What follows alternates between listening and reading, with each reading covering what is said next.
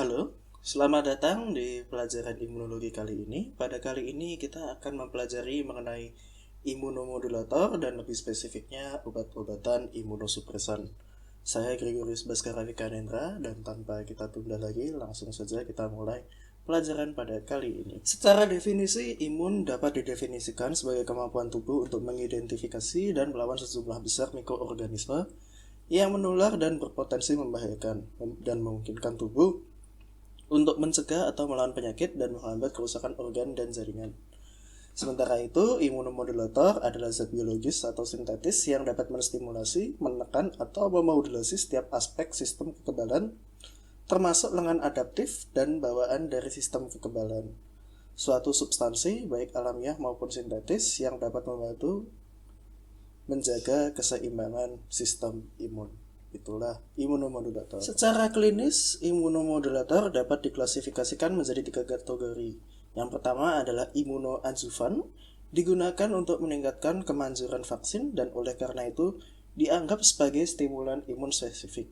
Jadi kalau kemarin pada saat vaksinasi itu ada yang ingat mengenai garam-garam aluminium sebagai adjuvan, nah itu adalah imunoadjuvan.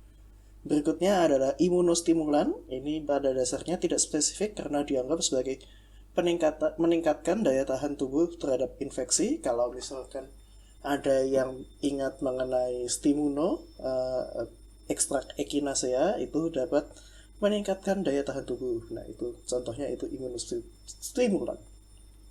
Sementara itu untuk imunosupresan ini adalah kelompok obat yang secara struktural dan fungsional heterogen yang sering diberikan secara bersamaan dalam regimen kombinasi untuk mengobati berbagai jenis penolakan transplantasi organ dan penyakit autoimun. Secara luas digunakan untuk penyakit kronis dan memperbaiki sistem imun. Ini direkomendasikan pada penderita gangguan sistem imun dan misalnya diberikan pada seseorang yang telah diberi obat antibiotik dan antivirus jangka panjang. Ini obat-obatan imunomodulator ini diberikan seperti ini dan bisa dibagi menjadi seperti ini. Pada kali ini yang paling akan kita bahas adalah imunosupresan karena imunoadjuvan dan stimulan itu tidak begitu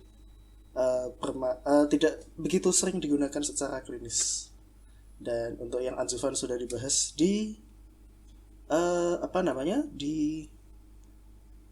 pelajaran mengenai antibiotik vaksin kemarin. Berkaitan dengan imunomodulator, kira-kira penyakit imun apa saja sih yang dapat diperbaiki? Itu yang pertama adalah hipersensitivitas. Ini merupakan reaksi kekebalan abnormal atau patologis yang disebabkan oleh tanggapan kekebalan terhadap paparan berulang terhadap antigen.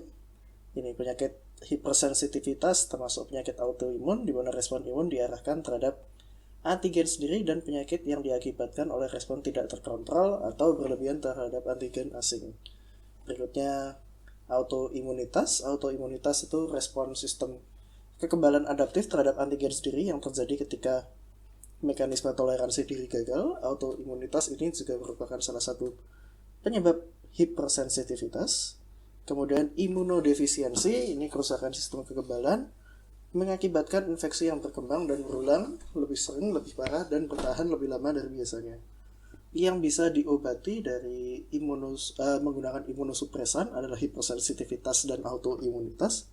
Sementara untuk imunodefisiensi bisa diobati dengan imunostimulan. Meskipun begitu, seringkali untuk mengobati imunodefisiensi yang bisa dilakukan adalah dengan mengobati sumber penyakitnya.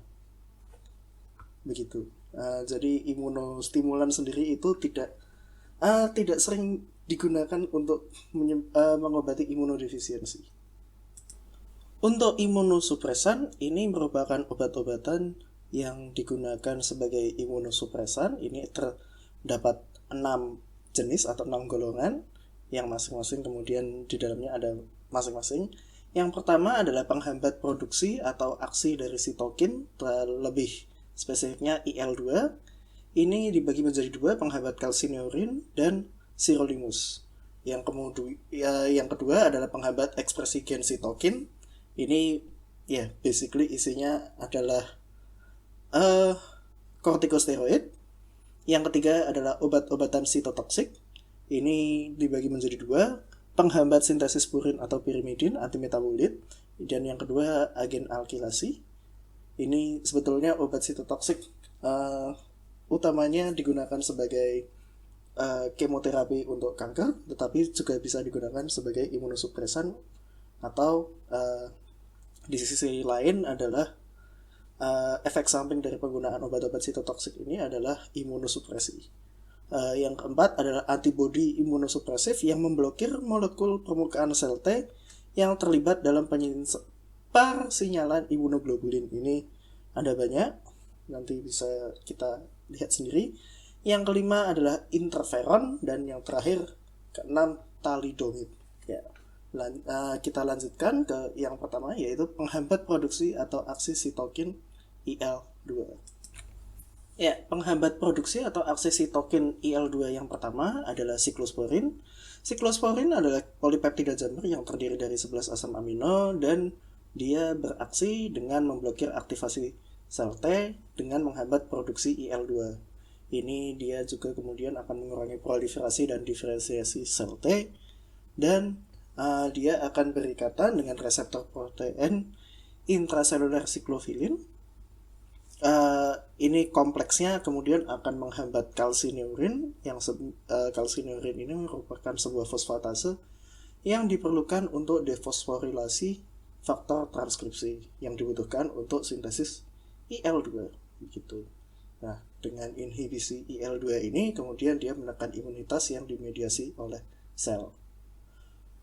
Untuk kegunaan terapeutiknya, ini dia biasa digunakan pada transplantasi organ, baik sendiri maupun dikombinasikan dengan agen imunosupresif lainnya, biasanya kortikosteroid.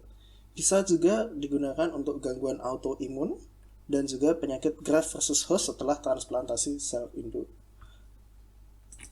Ya, untuk untuk tadi mekanisme kerjanya siklosporin bisa dilihat di sini.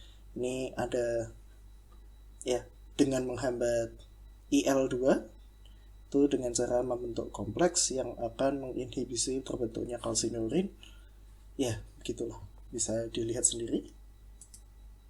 Berikutnya adalah tacrolimus. Ini merupakan antibiotik makrolida jamur. Secara kimiawi dia tidak berhubungan dengan siklosporin, namun kedua obat tersebut memiliki mekanisme kerja yang serupa.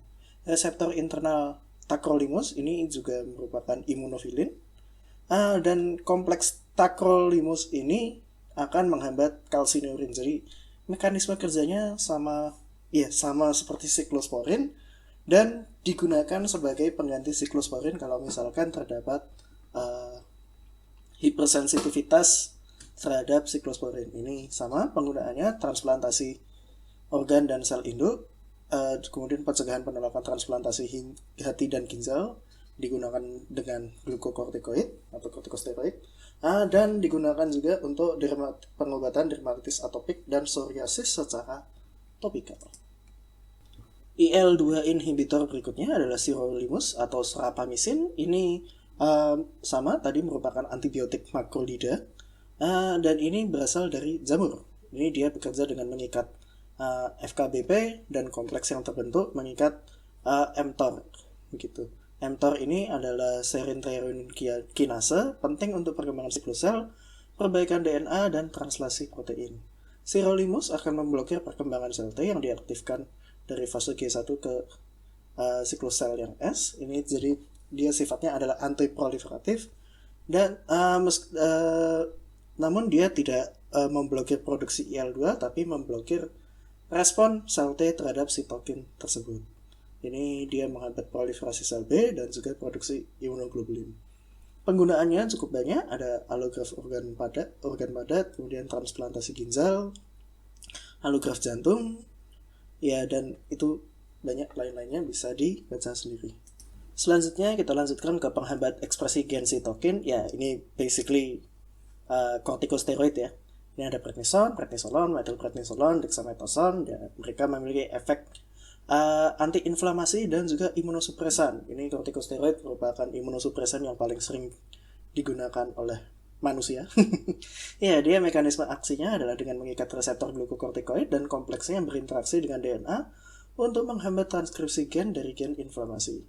Ini dia akan menyebabkan penurunan produksi mediator inflamasi seperti prostaglandin, leukotriene, histamin, platelet activating factor, dan bradykinin, dan mengurangi produksi sitokin IL-1, IL-2, interferon, dan tumor necrosis factor. Dia juga akan menstabilkan membran lisosom, mengurangi pembentukan IgG, nitric oxide, dan histamin, dan menghambat pemrosesan antigen oleh makrofag. Jadi ya, overall dia merupakan imunosupresan dan antiinflamasi. Indikasinya adalah terapi lini pertama untuk allograft organ padat dan transplantasi sel induk hematopoietik, dan penyakit autoimun seperti artritis rheumatoid refractor, lupus, dan asma. Ini juga digunakan untuk penolakan akut atau kronis dari allograft organ padat. Ya, selain itu ya ini dia banyak digunakan untuk selain untuk penyakit imun yang seperti itu yang tadi, juga digunakan kalau misalnya gatal-gatal, inflamasi, dan lain-lain. Jadi ya, ini sangat banyak fungsinya dan sangat sering digunakan. Akan tetapi penggunaannya juga tetap perlu dengan hati-hati, karena penggunaan jangka panjang dapat menyebabkan ya gejala-gejala yang disebabkan oleh kortikosteroid, dan untuk penghentiannya juga tidak boleh dilakukan secara mendadak gitu. Berikutnya kita berlanjut ke obat-obatan sitotoksik. Ini dibagi menjadi dua berdasarkan mekanisme kerjanya, yaitu penghambatan sintesis purin atau pirimidin antimetabolit. Itu terdiri dari azathioprin, mofetil-miklofenolat, leflunomid, dan methotrexat. Sedangkan untuk alkylating agent atau algen alkilasi ini merupakan siklofosfamid. Ya, obat-obatan ini lebih sering digunakan sebagai anti kanker, namun juga bisa digunakan sebagai imunosupresan atau lebih tepatnya efek sampingnya adalah imunosupresi. Ya, namun untuk digunakan sebagai imunosupresan juga bisa, begitulah. Oke, kita lanjut ke yang pertama adalah azathioprin. Ya, azathioprin ini merupakan turunan dari mercaptopurin. Ini merupakan prodrug. Dia dibelah menjadi 6 mercaptopurin dan kemudian menjadi 6 mercaptopurin nukleotide dan asam tionosinat. Ini merupakan analog nukleotida. Dia akan menghambat sintesis purin de novo dan yang diperlukan untuk proliferasi limfosit. Ini mencegah ekspansi klonal limfosit B dan T. Penggunaannya adalah untuk glomerulonefritis akut, lupus, rheumatoid arthritis, dan penyakit Crohn. Begitu. Sitotoksik berikutnya adalah mycophenolate mofetil. Ini merupakan turunan semisintetik asam mycophenolate dari jamur, jadi banyak yang jamur-jamuran ya ini. Ini merupakan prodrug dihidrolisis menjadi asam mycophenolate. Dia beraksi sama tadi menghambat sintesis purin de novo.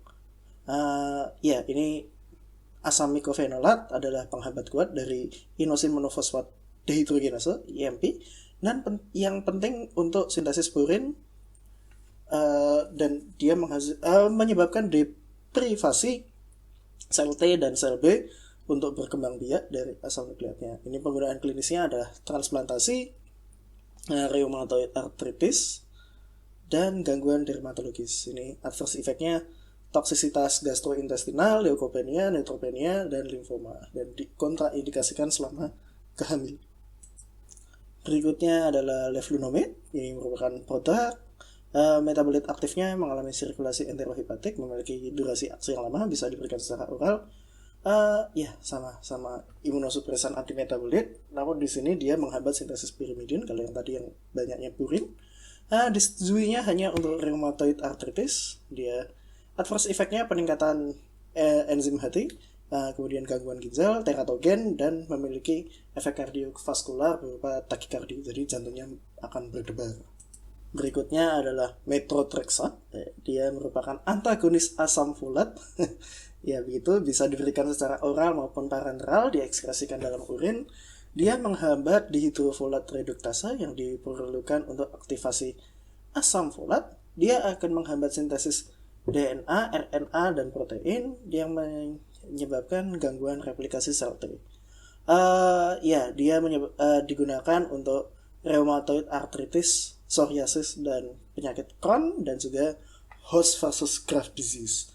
Adverse effect-nya adalah mual, muntah, diare, alopecia, depresi sumsum tulang, fibrosis paru, gangguan ginjal dan hati. Ya, dan juga dari mekanisme kerjanya antagonis asam folat bisa diperkirakan kira-kira ini sangat tidak boleh digunakan pada ibu hamil karena ibu hamil memerlukan asam folat agar anaknya tidak mengalami spinal bifida.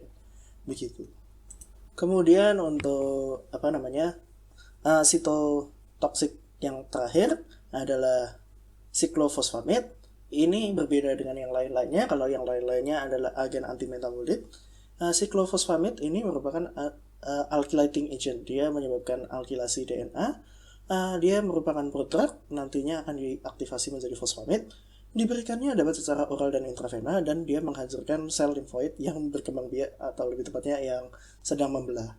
Ini ya anti kanker dan imunosupresan, efektif pada penyakit autoimun seperti rheumatoid arthritis dan lupus, dan juga digunakan untuk anemia hemolitik autoimun. Ini adverse efeknya alopecia, sistitik hemorrhagic, supresi sumsum tulang, gangguan saluran pencernaan, sterilitas, jadi menyebabkan atrofi testis dan amenorrhea, dan juga toksisitas jantung. Ya, begitu. Berikutnya kita masuk ke golongan ketiga atau keempat ya, keempat dari imunosupresan. Ini adalah antibody. Antibody ini meskipun antibody secara kalau secara dasarnya merupakan agen sistem imun kita, namun di sini antibody juga dapat dirancang agar dia dapat memblokir molekul permukaan sel T yang terlibat dalam pensinyalan imunoglobulin. Jadi ini adalah antibody anti sistem imun kita, gitulah. Ya, ini contoh-contohnya ada anti limfosit globulin ALG, anti thymocyte globulin ATG. Jadi kalau yang ALG itu melawan limfosit, ATG itu melawan sel T, kemudian imunoglobulin Rho D, kemudian basiliximab, daclizumab, dan infliximab. Ini merupakan antibody monoklonal MAP. Jadi semua yang MAP itu merupakan antibody monoklonal. Ya, langsung saja kita lanjut yang pertama, yaitu ke ALG dan ATG. Ya, untuk ALG dan ATG, jadi merupakan antibody poliklonal diperoleh dari plasma atau serum kuda yang diimunisasi dengan limfosit manusia. Ya, lagi-lagi kuda muncul, ya begitulah. Ini dia berfungsi dengan mengikat permukaan limfosit T yang bersirkulasi.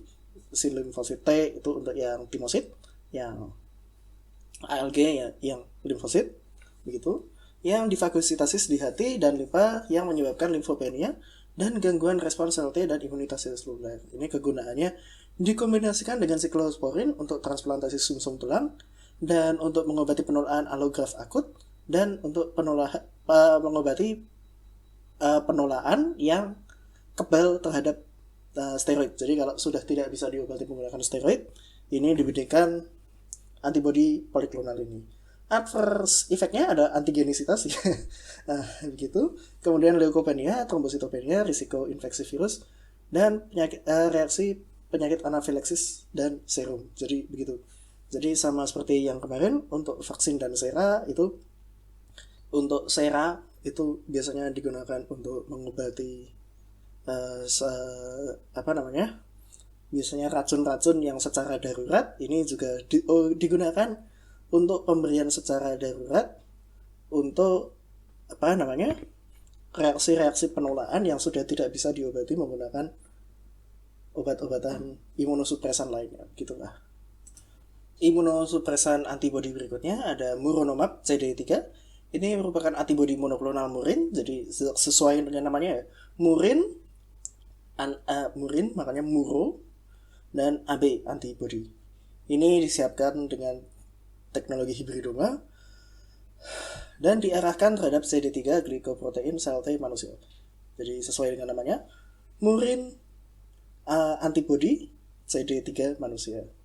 Ini diberikannya secara IV sama seperti antibody lainnya. Karena kalau antibody masuk secara pencernaan, ya kemudian maka dia akan tercerna, jadi tidak bisa menghasilkan efeknya.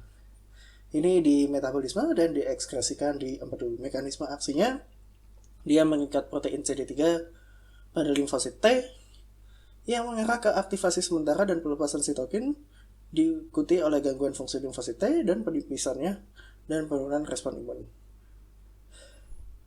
Ya, ini begitu mekanisme aksinya. Prednisolon, difenhidramin ini juga diberikan bersama-sama untuk mengurangi sindrom pelepasan sitokin. Kegunaannya untuk pengobatan penolakan alograf ginjal akut dan alograf akut yang resisten terhadap steroid, dan untuk menguras sel T dari donor sumsum tulang sebelum transplantasi. Ini dampak buruknya adalah anafilaksis, demam, efek CNS-nya adalah kejang, kemudian infeksi, dan sindrom pelepasan sitokin. Maka dari itu, pemberiannya biasanya dilakukan bersama dengan prednisolon dan difenhidramin. Berikutnya, RhoD, imunoglobulin, RhoGAM D. Ini adalah larutan pekat IgG manusia yang mengandung titer antibodi yang lebih tinggi terhadap antigen RhoD sel darah merah. Ini diberikan kepada ibu dengan RH negatif dalam waktu 24-72 jam setelah melahirkan bayi dengan resus positif secara IM untuk mencegah penyakit hemolitik pada bayi dengan RH positif berikutnya atau erythroblastoma fetalis. Jadi untuk ibu-ibu yang memiliki resus berbeda dengan bayinya dapat diberikan RhoD ini, RhoGAM D. Ini adverse effect-nya adalah nyeri lokal dan demam. Ini diberikannya secara IM. Berikutnya antibodi monoklonal basiliximab dan daclizumab. Ini diperoleh dengan mengganti urutan asam amino mirin dengan manusia. Basiliximab itu adalah IgG manusia tikus kimerik, 25% mirin dan 75% manusia. Sementara untuk yang daclizumab ini adalah 90%-nya manusia. Ini memiliki antigenisitas yang lebih sedikit dan waktu paruh lebih lama dibandingkan antibodi murin, jadi yang muronomab tadi. Mekanisme aksinya adalah antagonis reseptor IL-2 anti CD25. Jadi dengan mengikat ke CD25, kemudian dia juga memblokir replikasi sel T yang terstimulasi oleh IL-2 dan sistem respon sel T. Dan basiliximab ini lebih kuat dari daclizumab. Penggunaannya diberikan dengan CSA dan kortikosteroid untuk profilaksis penolakan akut pada transplantasi ginjal. Ya, itu untuk antibodi monoklonal. Selanjutnya kita beralih ke interferon. Ya, interferon ini ada 3 keluarga yang bisa diberikan. Ya, yaitu IFN A, B, dan alfa, beta, dan gamma. Ini ya secara garis besarnya bisa dibagi menjadi 2. Interferon yang satu yaitu alfa dan beta ini merupakan protein stabil asam bertindak pada reseptor sel target yang sama dan disebabkan oleh infeksi virus. Leukosit menghasilkan interferon alfa, sementara fibroblas dan sel endotel ini menghasilkan interferon beta. Sementara untuk interferon yang tipe 2 yang merupakan gamma, ini merupakan protein labil asam bekerja pada reseptor sel target yang terpisah dan diproduksi oleh limfosit T yang diaktifkan. Untuk lebih lengkapnya mungkin bisa dibaca lebih lanjut mengenai interferon di kuliah-kuliah sebelumnya.